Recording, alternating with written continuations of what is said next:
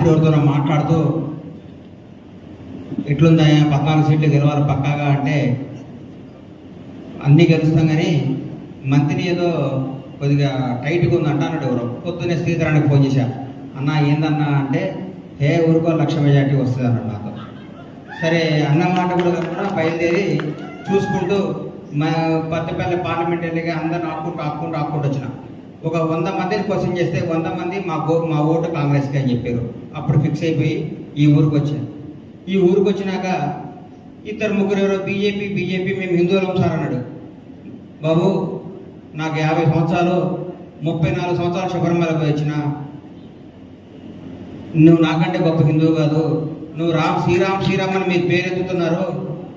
మేము బతికేదే శ్రీరాముని నమ్ముకొని, మేము నమ్ముకునేదే శ్రీ ఆంజనేయుని నమ్ముకొని, మేము ఉదయం నిద్ర లెగిస్తే జై హనుమాన జ్ఞాన గుణ సాగర జై కపిలేశ తిలోక ఉజాగర రామదూత రామ అంజనీ పుత్ర పవన్ సుందర మహావీర విక్రమ బజరంగి అని హనుమంతుని తెలుసుకుంటాం. పొద్దున్నే అయ్యప్పని తెలుసుకుంటాం, పొద్దున్నే వెంకటేశ్వర స్వామిని తెలుసుకుంటాం. ముస్లిం సోదరులు వస్తే నమస్కారం పెడతాం, క్రిస్టియన్ సోదరులను గౌరవిస్తాం, ప్రతి మతాన్ని గౌరవిస్తాం, ప్రతి ఒక్కరిని ఆదరిస్తాం. మాకంటే హిందువులు ఎవరూ లేరు, మీరు హిందూ పేరు చెప్పుకుంటున్నారు, మా అణువణువులో మా రక్తంలో హిందుత్వం ఉంది, కాంగ్రెస్ పార్టీయే హిందూ పార్టీ అని చెప్పారు. రాహుల్ గాంధీ గారి గురించి, సోనియా గాంధీ గారి గురించి, కాంగ్రెస్ కుటుంబం గురించి మీకు మాట చెప్పాలి. వడి అడుగులేస్తున్న రాహుల్ గాంధీ నడుచుకుంటూ వస్తే నాన్నమ్మను దారుణంగా చంపింది ఈ టెర్రరిస్టులు. బాధల్లో తట్టుకొని బయటకు వచ్చి కాలేజీకి పోతుంటే అమ్మ ఫోన్ చేసి నాన్నని శ్రీపెరంబదూరులో ముక్కలు చేసి చంపారని చెప్పింది. అన్ని కష్టాలు తట్టుకుని నిలబడ్డాడు రాహుల్ గాంధీ.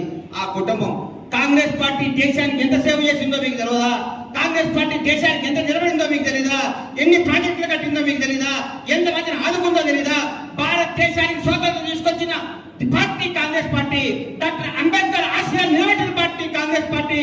భారతదేశంలో ప్రపంచ దేశంలో భారతదేశానికి పట్టాన్ని గీసిన పార్టీ కాంగ్రెస్ పార్టీ.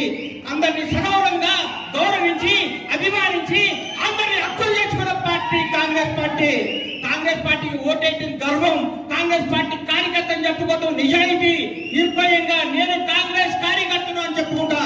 నన్ను అడిగిండు, అరే నువ్వు టీఆర్ఎస్ బీజేపీ గారు ఓచుకోవాలా అని. నేను పుట్టింది కాంగ్రెస్ వాడుగా, నేను చచ్చేది కాంగ్రెస్ వాడుగా. నాకు పార్టీలు మారటం, పార్టీల కోసం నిలబడటం తెలియదు. నేను రాజకీయాల్లో ఉంటే కాంగ్రెస్ లో ఉంటా, బయటికి పోతే కానీ వస్తే కూడా కాంగ్రెస్ నాది. ఎందుకంటే ఈ మూవన్నెల రంగు పార్టీ కాంగ్రెస్ పార్టీ. కాంగ్రెస్ కార్యకర్త అని చెప్పుకునే పదవి కంటే నాకు ఏ గొప్ప పదవి వద్దని చెప్పిన. అట్లాగే ఒక రాజకీయ నాయకుడు కావాల్సిన 3 లక్షణాలండి. ఆయన మీద ఆయనకు బాగా నమ్మకం ఉండాలి. ఆయన దగ్గరికి వచ్చే ప్రతి కార్యకర్త ఆయన నమ్మాలి. వచ్చిన ప్రతి కార్యకర్త ఆయన మర్యాద చెప్పాలి. ఈ రాష్ట్రంలో, ఈ తెలంగాణ ఆంధ్ర రాష్ట్రాల్లో నేను చూసిన క్యారెక్టర్, క్యాలిబర్, నిజాయితీ, నిబద్ధత, సంస్కారం, చదువు, మర్యాద, మంచితనం అన్ని పుణ్యాలు చూసుకున్న దొద్దిళ్ళ శ్రీధరబాబు గారు చూస్తే నాకు గర్వంగా ఉంటుంది. ఎందుకన్నా నిజంగా నేను చెప్తున్నా, మీ గుడికి ఇప్పుడే అన్నవాడ ఊర్లో గుడికి పోతే దర్శనం చేసుకున్నా. ఇట్లా వచ్చా కదా దత్తాత్రేయ స్వామి చూస్తామని పోయినా. ఆ ఊరు జనం మీ తండ్రి గారి గురించి, మీ కుటుంబం గురించి వాళ్ళు మాట్లాడుతుంటే నా కళ్ళల్లో నీడొచ్చినాయి. ఇంత సేవ చేసిరా శ్రీధరబాబు గారు. మీ జీవితం, రాజకీయ జీవితం ఇప్పుడే ప్రారంభమైంది నా దృష్టిలో. మీరు భారతదేశం గర్వంగా చెప్పుకునే స్థాయిలో కూర్చుంటారని నేను సగర్వంగా చెప్తున్నా. అలాగే పెద్దల వెంకటస్వామి గారు, ఇందిరమ్మ సమకాలికులు, ఇందిరాగాంధీ గారితో పనిచేశారు, మహానుభావులు. ఆయన ఎక్కడున్నా గర్వంగా ఉంది.